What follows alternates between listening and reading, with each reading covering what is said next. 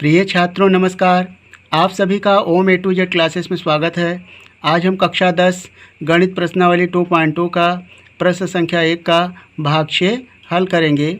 इसके पहले वाले वीडियो में इसके शेष भाग हल किए जा चुके हैं, तो आज हम भाग 6 हल करेंगे। प्रश्न इस तरह है, निम्न द्विघात बहुपदों के शून्य ज्ञात कीजिए और शून्यकों तथा गुणांकों के बीच के संबंध की सत्यता की जांच कीजिए।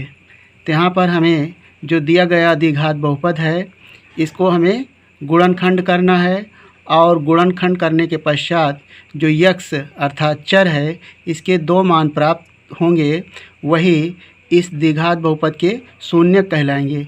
तो सबसे पहले हम गुणनखंड करेंगे। उसके बाद शून्यक जब हमें प्राप्त हो जाएंगे, तब हम इसके गुणांक निकालेंगे, तब शून्यांकों तथा गुणांकों के बीच संबंध की सत्यता की जांच करेंगे। तो आइए प्रश्न संख्या 1 का भाग 6 हल करते हैं। दिया गया द्विघात बहुपद 3x² - x - 4 है। कोई भी बहुपद हो, हम उसे px संकेत से मानते हैं।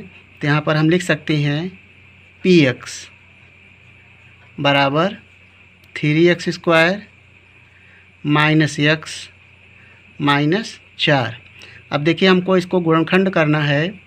तो गुणनखंड करने के लिए हम ये देखते हैं कि यह कितना पद है और इसके जो चर हैं वह एक क्रम में है कि नहीं। जैसे यहाँ x की घात 2 है, तो अगला x की घात 1 है, फिर x की घात 0 है, अर्थात यह एक डिसेंडिंग ऑर्डर घटते क्रम में है। तो इस तरह से यह प्रश्न द्विघात बहुपद का क्रम सही है।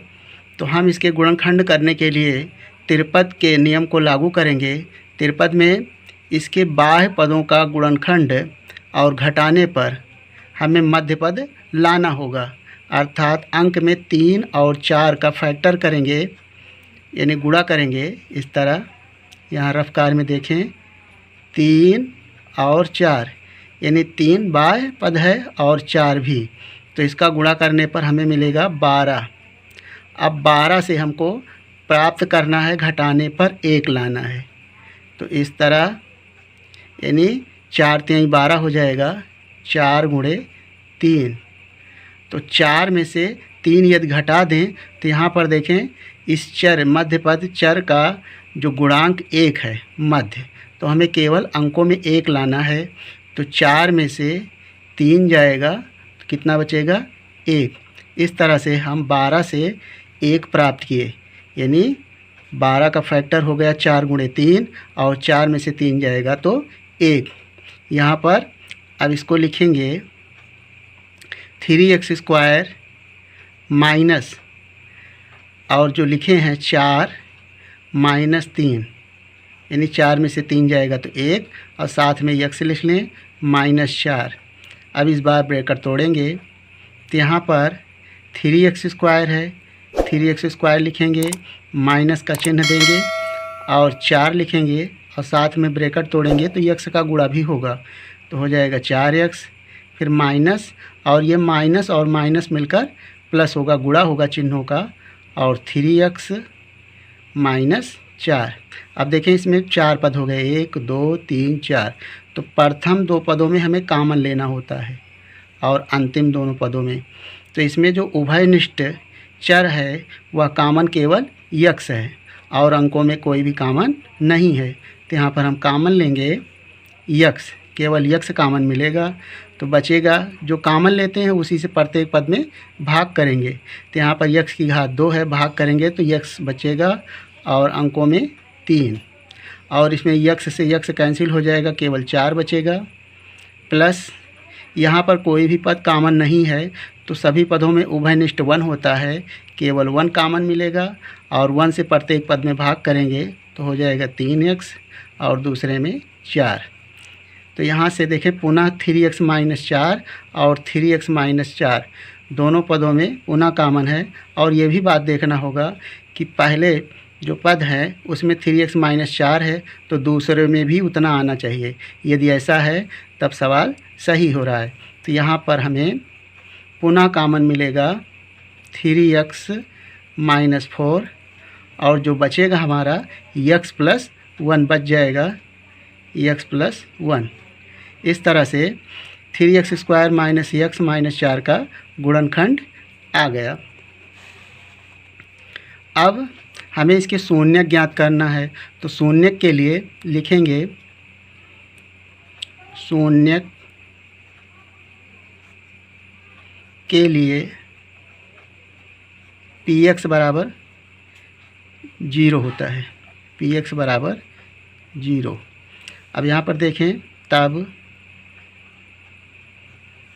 x प्लस 1 और 3x माइनस 4 बराबर 0 होगा।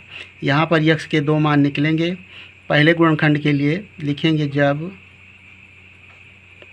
x प्लस 1 बराबर 0, तब x बराबर हो जाएगा -1, यानी +1 को बराबर के उधर ले जाएंगे तो माइनस होगा -1। इसी तरह 3x माइनस 4 बराबर 0, दूसरा गुणनखंड। तो यहाँ से लिखेंगे तब 3x बराबर हो जाएगा, ये -4 को बराबर के उधर ले जाएंगे तो +4 होगा, इसलिए x बराबर हो जाएगा 4/3। तो यहाँ से x के 2 मान निकले। पहले मान को हम अल्फ़ा कहेंगे और दूसरे मान को बीटा, वही इस बहुपद के शून्यक कहलाएंगे। अर्थात x ये क्या है, मूल हैं। अल्फ़ा यूनानी भाषा का ग्रीक अक्षर है, तो इसे अल्फ़ा बराबर -1 और बीटा बराबर आ गया 4/3। यही इस बहुपद के शून्यक हैं। तो सबसे पहले हमें शून्यक ज्ञात करने के लिए कहा गया था, जिसका आंसर आ गया। अब हमें इसकी जांच करना है, तो जांच करने के लिए हमें शून्यक की आवश्यकता होगी, जो कि आ गया। और अब हम उसके गुणांक ज्ञात करेंगे। जांच लिखेंगे तो जो दिया गया द्विघात बहुपद है 3x² माइनस x माइनस 4, तो हमें शून्यक तो मालूम है। अब हमें इसके गुणांक निकालना है, तो इसका व्यापक जो रूप है ax² plus bx plus c से हम तुलना करके इसके गुणांक निकालेंगे। तो यहाँ पर a, b और c वास्तविक संख्याएं हैं, जिनके लिए x² का गुणांक इसमें a है और इसमें x² का गुणांक 3 है। तो यहाँ लिखेंगे, यहाँ a बराबर 3 और b बराबर, यानी x का गुणांक 1 है, इसमें 1 सभी संख्याओं के साथ उभयनिष्ठ रहता है। तो b बराबर कितना आएगा, चिन्ह सहित लिखेंगे -1। और c अचर पद है, c का मान कितना है, -4। तो इस तरह से इसके हमें गुणांक प्राप्त हुए। शून्यांकों तथा गुणांकों के बीच अब हमें संबंध निकालना है। तो इसके लिए निम्न 2 सूत्र हैं। पहला शून्यांकों का योगफल और दूसरा शून्यांकों का गुणनफल, दोनों में संबंध स्थापित करना है। तो यहाँ पर लिखेंगे शून्यांकों का योगफल।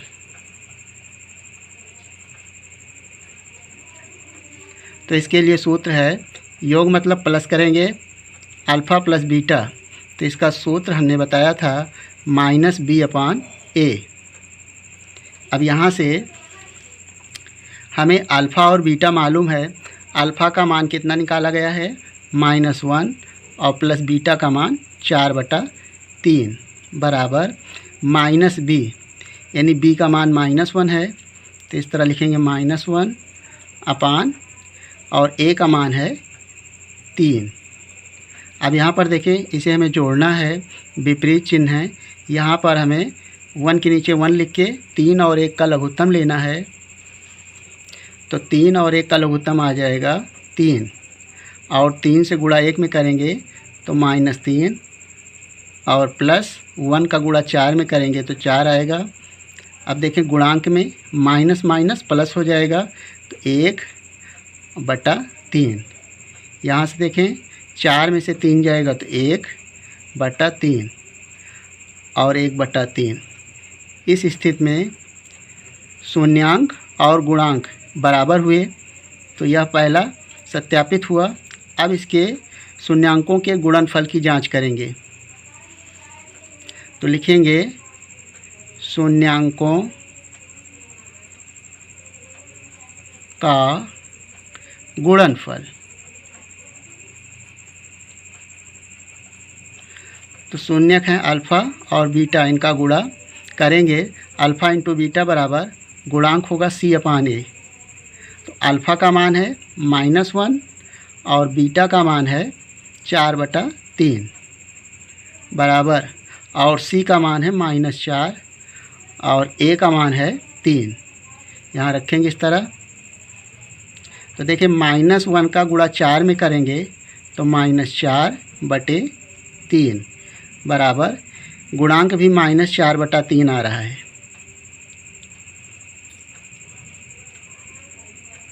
तो इस स्थिति में शून्यांकों का गुणनफल और उनके गुणांक बराबर आ गए। तो यही हमें बताना था कि संबंध सत्यापित करना था, सत्य है या असत्य, तो सत्य है। तो इस तरह से प्रश्न संख्या 1 का भाग 6 हल कर लिया गया। अगर आपको यह वीडियो पसंद आया हो तो वीडियो को लाइक कर लें और चैनल को सब्सक्राइब करके इस वीडियो को अपने दोस्तों के साथ शेयर कर लें। वीडियो देखने के लिए धन्यवाद।